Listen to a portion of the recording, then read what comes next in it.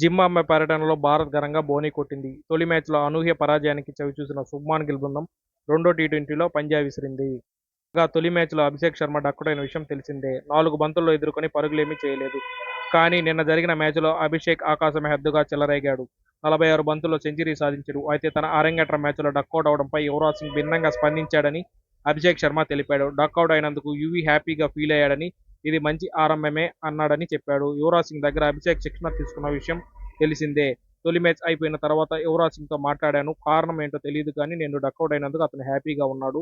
మంచి ఆరంభమే అన్నాడు. కానీ ఇప్పుడు అతను ఎంతో గర్వంగా ఫీల్ అవుతున్నాడు సెంచరీ గురించి మాట్లాడుతూ.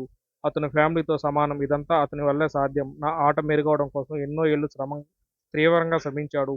కేవలం మైదానంలోనే కాదు మిగిలిన విషయాలను నాపై ప్రేమ చూపించేవాడని అభిషేక్ శర్మ పేర్కొన్నాడు. మరిన్ని ఇలాంటి ఇంట్రెస్టింగ్ వీడియోస్ కోసం మన ఛానల్ని సబ్స్క్రైబ్ చేసుకోండి. Thank you.